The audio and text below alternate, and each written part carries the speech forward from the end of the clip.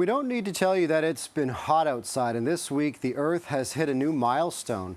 Earth's average temperature hit an unofficial record high of 17.18 Celsius on Wednesday, matching a record set the day before and surpassing the previous record set on Monday, according to the University of Maine's climate reanalyzer.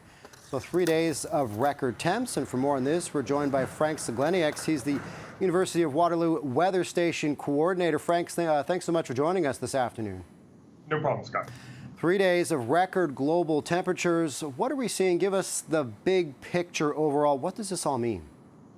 What we're seeing is perhaps the start of a trend that could be very bad for the future of the planet, really. So what we're seeing here are the just daily snapshots of a model that is used to calculate the global mean temperature. So it's one measure.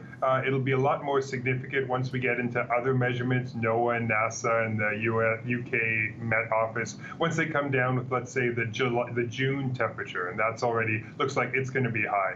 And then if we move that into July and August, and then maybe even 2023 becoming the warmest year on record. So this is the very first couple of indications that, yes, perhaps we have entered into something different, and the extra heat that we put into the atmosphere, we're really starting to see it.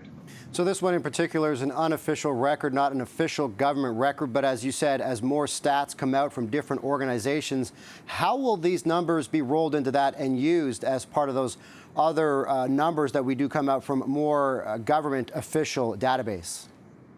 Yeah, well, like I said, this is the first step. We'll use these models, then we'll verify them with actual measured temperatures at regulated stations that have been around for some cases hundreds of years. And so looking at those, making sure that the models all line up, and then doing a very systematic and consistent, that's the important, consistent measurements of these temperatures across the globe, we'll really see, okay, we can definitively say that in the, let's say, 100, 150 years of reliable surface measurements on the Earth, we can say, okay, now we're at the actual warmest. But that's going to take just a little bit more analysis than these very quick unofficial records that come out. But grab the headlines, and you know it is allowing the public to kind of become aware. So as we're talking about 3 days of record global temperatures, what's the driving factor behind this? Well, there's a couple factors, of course. There's just the general change in the climate. So we've all heard about global warming, I think, at this point. So just a general trend of warming temperatures. Then on top of that, you've got the El Nino event, which is just starting up in the Pacific Ocean. So that's adding to it.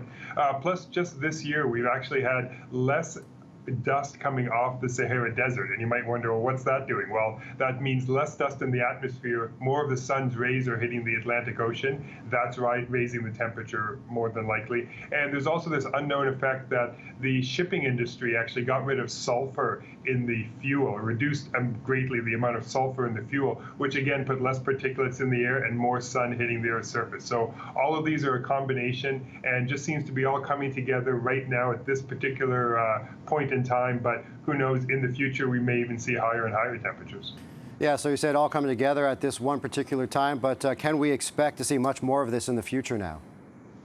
Well, in the short-term future, certainly it's only the beginning of July. Typically, the Earth only sees its highest temperatures in later in July and actually into August. So in the short term, certainly there's a very high probability that we're going to see even more of these daily temperature records broken. And then, of course, long term, well, you've just got that force, that train is going down the track as far as global climate change and global warming. So just every year, just getting a little bit warmer and warmer. So certainly all the patterns we've seen over the past 15, 20, 40 years are all pointing in that direction. So certainly this looks like something we'll be seeing more of in the future.